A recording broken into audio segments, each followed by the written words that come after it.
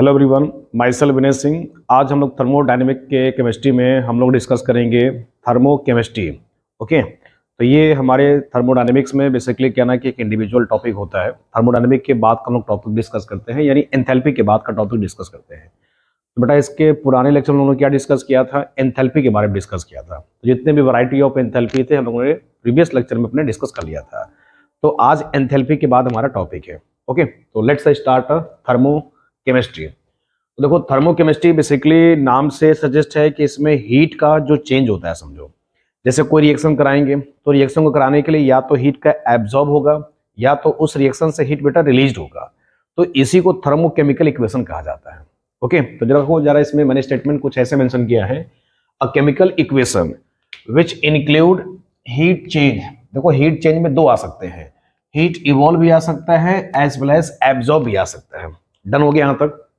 यानी किसी भी इक्वेशन से या तो इक्वेशन को कराने के लिए हमें हीट देना पड़ेगा या सम एनर्जी में प्रोवाइड करना पड़ेगा, या तो उस रिएक्शन से हीट बेटा रिलीज होता है। तो इसी को क्या कहा जाता है? During the reaction is called thermochemical equation. Done हो गया? ओके, देखो ये एंथैल्पी के बाद का टॉपिक हम लोग बेटा डिस्कस करते हैं। सही है ना? अब देखो, जैसे मेरे पास एक बेटा एग्जांपल यहां मेंशन कर लेते हैं। तो जैसे कार्बन और ये पानी का संबंध, यानी कार्बन को स्टीम से जब रिएक्शन कराए तो कार्बन मोनोऑक्साइड बना और H2 गैस लिबरेट हुआ, समझो। तो इस दौरान बेटा क्या ना कि यहाँ डेल्टा H क्या ना 130 किलो जूल यहाँ से हीट बेटा रिलीज हुआ, समझो। ओके, तो ये मैंने एक जनरल इक्वेशन दिया था, समझो। क्लियर हो गया? अब देखो इसके बाद क्या बेटा, थर्मोकेमिकल इक्वेशन के फीचर्स क्या क्या हो सकते हैं। थर्मोकेमिकल इक्वेशन के फीचर क्या हो सकते हैं, ये न्यूमेरिकल में हमें प्रॉब्लम प्रैक्टिस में काम करना होगा। सपोज देखो क्या ना, रिएक्शन के दो पैटर्न हो सकते हैं, या तो एक्सोथर्मिक होगा। देखो, यदि एक्सोथर्मिक बेटा होगा तो डेल्टा एच हम लोग साइन कन्वेंशन क्या लेंगे? नेगेटिव करेंगे। तो बेटा एक्सोथर्मिक में सिंपली डेल्टा एच क्या होता है? नेगेटिव होता है। तो हम ये लोग क्या ना प्रॉब्लम प्रैक्टिस में आगे इसको डिस्कस करेंगे। डन। जब एंडोथर्मिक होगा तो डेल्टा एच क्या होगा? पॉजिटिव होगा। देखो मैं तुम्हें ऐसे फील कराता हूं, एक्सो का मतलब एग्जिट होता है, जिसमें हीट क्या होगा? रिलीज होगा। तो एक्सो वर्ड एग्जिट से लिया गया है। तो एक्सोथर्मिक मतलब हीट रिलीज हो रहा है, और ड्यूरिंग द हीट रिलीज होगा तो उसमें साइन कन्वेंशन क्या यूज करोगे? नेगेटिव यूज करोगे। ओके, अब देखो जैसे मेरे पास बेटा एक इक्वेशन है, इसमें मेरे पास एक और फैक्टर समझो। ये हमारे पास फीचर नंबर 1 हो गया, ये हमारे पास फीचर नंबर 2, और ये मान लो हमारे पास फीचर नंबर 3 हो गया। तो फीचर नंबर 3 में क्या है ना कि सपोज हमारे पास कोई इक्वेशन दिया गया है और उसमें डेल्टा एच की वैल्यू मान लो सपोज मेरे पास इतना दिया गया है। प्रैक्टिकली ये हमारे पास हाइड्रोजन का यानी पानी बनाने का उस दौरान क्या ना इसमें इतना हीट रिलीज होता है।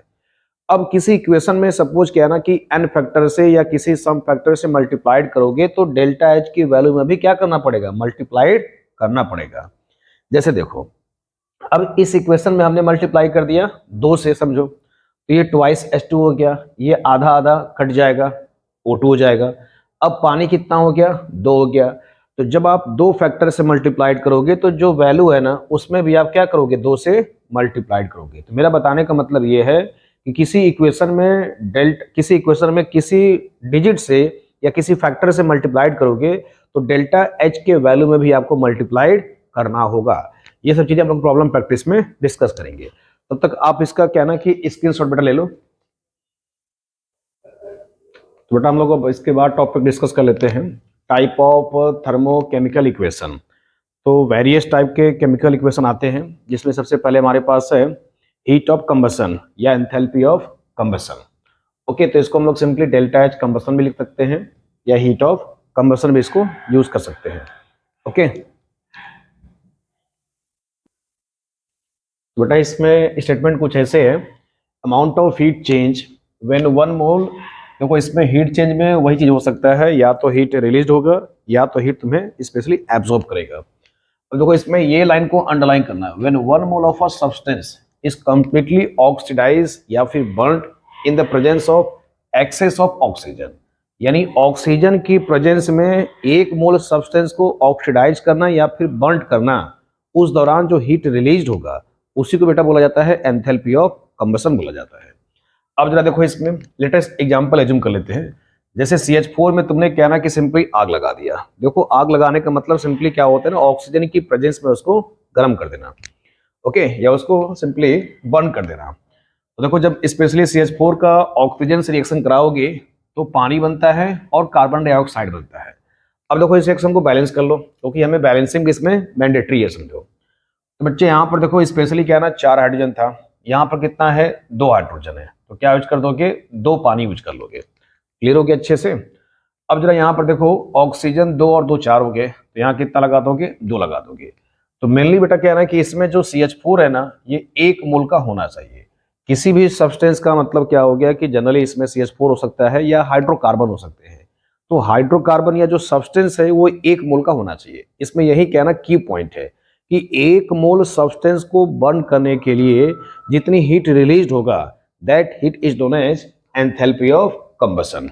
ओके, तो देखो इस दौरान क्या ना, मीथेन के कंबशन के दौरान इतना ये हीट क्या ना बेटा रिलीज होता है, that is the exothermic reaction. Clear हो गया अच्छे से। देखो मैं तुम्हें एक और एग्जांपल पेश करता हूं। जैसे मेरे पास क्या है ना, C2H6 है बच्चे, क्या है, C2H6, दैट इज इथेन है समझो। हमने इसको क्या किया, बर्न किया इसको अच्छे से, यानी इसमें आग लगा दिया। बर्न करने का मतलब सिंपली क्या है ना, ऑक्सीजन की प्रेजेंस में रिएक्शन कराना। तो देखो 2 कार्बन है बच्चे, तो स्पेशली पहले CO2 बनेगा और पानी बनेगा। अब तुम देखो इसको बैलेंस करना है, तो बच्चे देखो यहाँ पर 2 कार्बन है, तो क्या कर दोगे, 2 लगा दोगे एज इट इज। अब देखो 6 हाइड्रोजन है ना, तो 6 हाइड्रोजन से कितना पानी बनेगा, 3 पानी बनेगा। 6 हाइड्रोजन से 3 पानी बन गया। अब क्या करोगे, देखो 2 और 2 4 ऑक्सीजन हो गया, इधर इधर कितना है, 4 3 7 हो गया। तो प्रोडक्ट साइड में 7 ऑक्सीजन है। तो अब देखो इसका बैलेंस करने का फंडामेंटल तरीका है, इसको 7/2 कर दो, तो 2 से 2 कट जाएगा, 7 ऑक्सीजन बन जाएगा। तो ये तुम्हारे पास स्पेशली क्या हो गया कि ये वाला जो तुम्हारा सब्सटेंस है ना बच्चे, ये 1 मोल का होना चाहिए। तो 1 मोल सब्सटेंस को जो भी आप ऑक्सीजन की प्रेजेंस में रिएक्शन कराओगे और उस दौरान बेटा जो ऑक्सीजन से हीट रिलीज होगा, उसी को बोला जाएगा एंथैल्पी ऑफ कंबशन बोला जाएगा। ओके, तो देखो इसमें ये फैक्टर पढ़ने से हमें इसमें एक सिग्निफिकेंस बेटा ये आता है, कैलोरीफिक वैल्यू आता है। क्या आता है इसी, कैलोरीफिक वैल्यू आता है। देखो कैलोरीफिक वैल्यू का हमारे पास सिग्निफिकेंस ये होता है कि हमारे पास अगर जैसे मान लो कि मीथेन है, इथेन है, उनमें से अच्छा हमारे फ्यूल के लिए कौन सा यूज किया जा सकता है।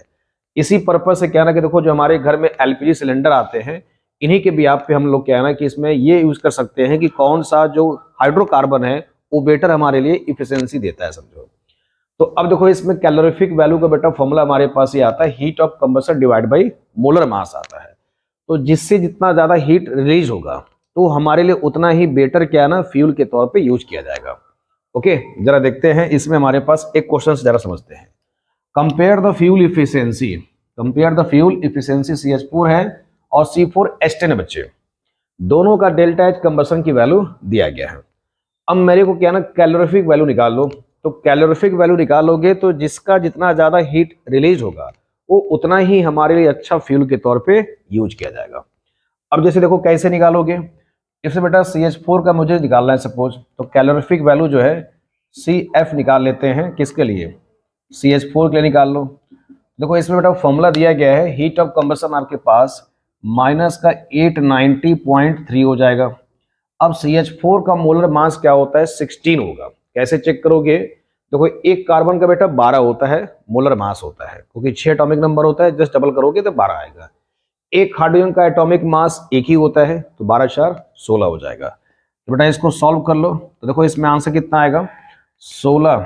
ठीक है बच्चे, तो 16 25 85। ठीक है, तो यहाँ पर कितना बच जाएगा, 4 0 बच जाएगा। तो 85 और 89 समझो, तो 4 0, तो 16 दूना की 32। ओके, तो 8 3 हो जाएगा, तो 16 चौके 64। ठीक है, तो ये समथिंग आएगा हमारे पास 52.4 किलो जूल पर मोल बेटा, ये आ गया। अब ऐसे ही क्या ना डेल्टा एच कंबशन किसके लिए निकालोगे, आप निकालो C4H10 के लिए। तो कैलोरीफिक वैल्यू C4H10 के लिए निकालोगे, इसका वैल्यू दिया गया है 2658। और इसको देखो डिवाइड कैसे करोगे, एक कार्बन का बेटा कितना होता है 12, तो 12 चौके 48, 48 में 10 जोड़ दो तो 58 आ जाएगा। 58 बेटा इसका मोलर मास होता है। क्लियर हो गया। तो इसको अगर सॉल्व करोगे तकरीबन जो है ये आई थिंक सॉल्व कर लो इसको, तो इसमें इसकी वैल्यू क्या ना इससे कम ही आएगा। ओके, इसकी वैल्यू बेटा क्या आएगा, इससे कम ही आएगा। तो तकरीबन इसमें इसकी वैल्यू आएगी 45 समथिंग आता है समझो। कितना आएगा बेटा, मान लो 45 आ गया, या सपोज 83 मैं कर लेता हूँ, किलो जूल पर मोल बच्चे आ गया। ओके, अब जरा देखो इसमें, तो इसमें क्या ना कि ये वैल्यू ज़्यादा है, यानी इसमें सब माइनस के साथ ही आएगा।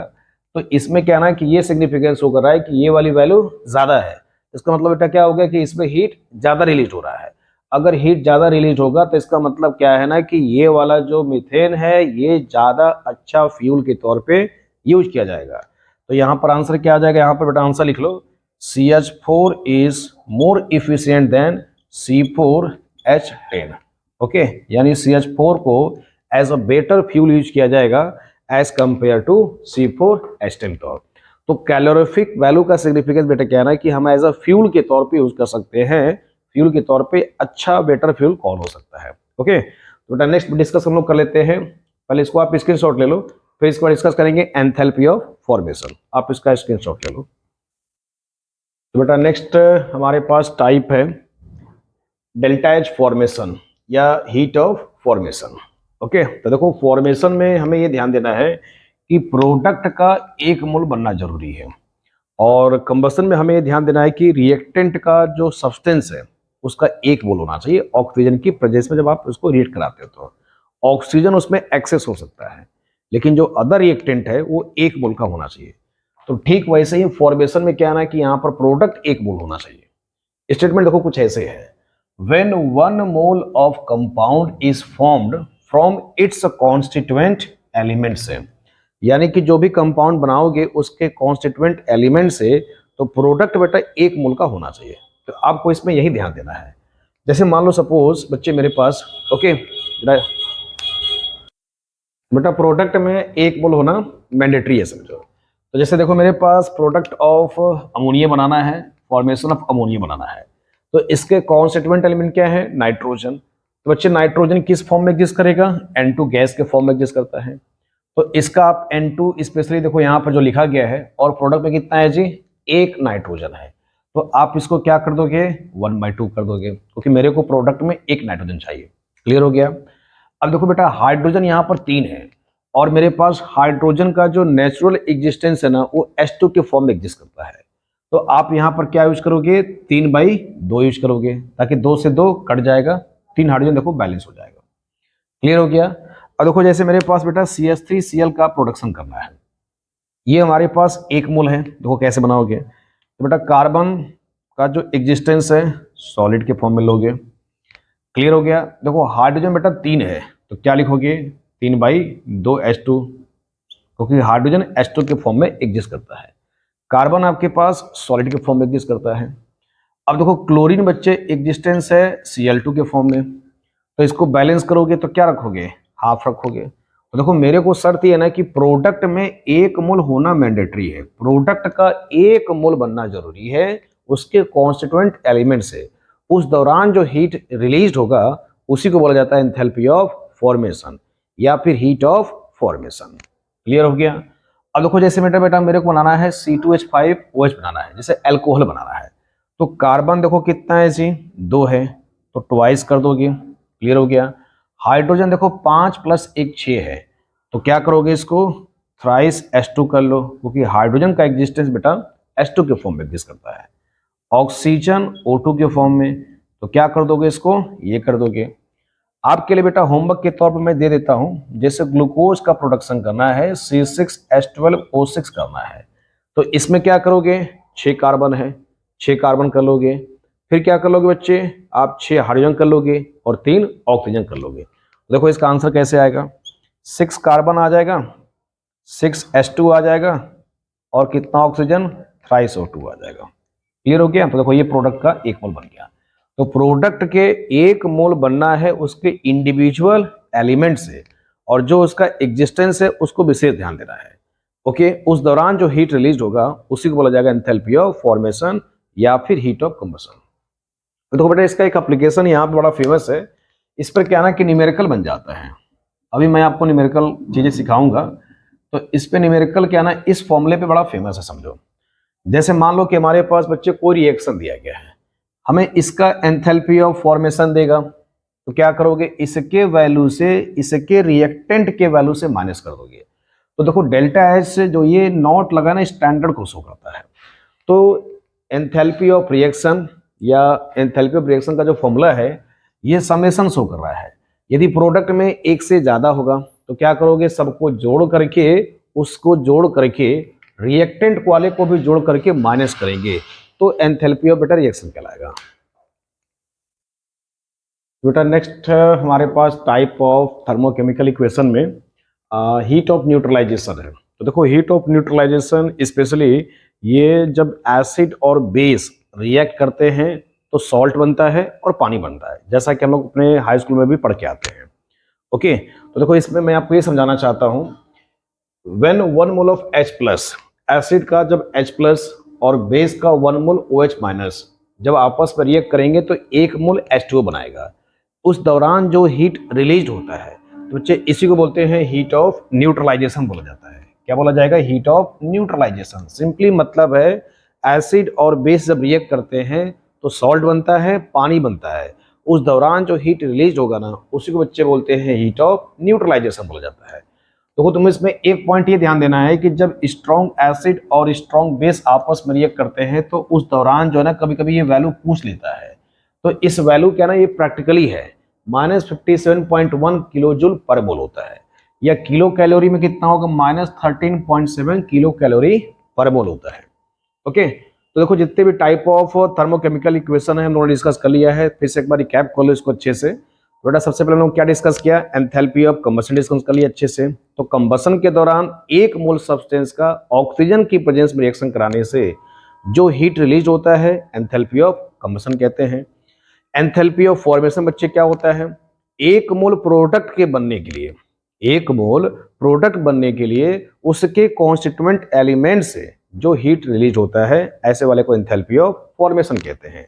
यानी शाब्दिक मतलब यह है कि प्रोडक्ट का 1 मोल होना चाहिए और कंबशन में रिएक्टेंट का 1 मोल होना चाहिए। न्यूट्रलाइजेशन में एसिड का H प्लस से, बेस का OH माइनस से रिएक्ट करेगा तो 1 मोल पानी देगा। उस दौरान जो हीट रिलीज होगा उसको बच्चे बोलते हैं एंथैल्पी ऑफ न्यूट्रलाइजेशन। अब देखो इन टॉपिक के बाद सबसे बेहतरीन टॉपिक है हेस लॉ है, समझो। तो हेस लॉ क्या ना कि एकेडमिक लेवल पे वेरी वेरी इंपॉर्टेंट टॉपिक माना जाता है। तो देखो हेस लॉ बच्चे ये कहता है कोई भी रिएक्शन के दौरान समझो, या तो फिजिकल रिएक्शन हो, फिजिकल रिएक्शन में स्पेशली बेटा जैसे सॉलिड का लिक्विड में चेंज हो सकता है, या लिक्विड का गैस में हो सकता है। तो लिक्विड वाले गैस को स्पेशली आप वेपराइजेशन बोला जाता है, तो उसको एंथैल्पी ऑफ वेपराइजेशन या डेल्टा एच वेपराइजेशन से मेंशन किया जाएगा। ओके, अब यह केमिकली रिएक्शन कराओगे तो केमिकली रिएक्शन कराने से या तो उसको एक सिंगल स्टेप में करा दो, या तो उसी रिएक्शन को क्या ना कि आप मल्टीपल स्टेप में कराओगे तो भी हीट का जो समेशन है वो कांस्टेंट रहेगा बच्चे। यानी उसको आप रिएक्शन कराने के लिए एक स्टेप में करा दो तो भी जो उससे हीट रिलीज होगा वो कांस्टेंट रहेगा। उसको बनाने के लिए या आप सेवरल स्टेप यूज कर लो, मल्टीपल स्टेप यूज कर लोगे, उस दौरान भी बच्चे क्या ना टोटल का जो सेवरल स्टेप होगा उस दौरान भी क्या ना हीट बेटा कांस्टेंट रहेगा। देखो इसमें बच्चे स्टेटमेंट क्या है, Hess law, the total amount of heat evolve हो सकता है या तो एब्जॉर्ब हो सकता है कोई भी फिजिकल और केमिकल प्रोसेस के दौरान। The total amount of heat is same, okay, the total amount of heat is same whether the reaction take place one step or several step बच्चे। या तो उस रिएक्शन को एक स्टेप में करा दो या तो उसी को बनाने के लिए आप मल्टीपल स्टेप यूज करोगे तब पर भी हीट क्या रहेगा, सेम रहेगा। This is the statement of Hess law बच्चे। तो मैंने इसमें एग्जांपल से फील कराने की कोशिश किया है। जब हम कार्बन डाइऑक्साइड का प्रोडक्शन करते हैं तो उस दौरान बच्चे क्या ना इतना देखो हीट रिलीज होता है, किलो जूल पर मोल में ये सब चीजें यूनिट रखोगे आप। तो कार्बन प्लस O2 से CO2 बन गया, ये क्या हो गया, 1 स्टेप रिएक्शन है। 1 स्टेप बनाते हो तो हमें इतना हीट रिलीज होता है। अब क्या ना कार्बन डाइऑक्साइड बनाने के और भी तरीके हो सकते हैं।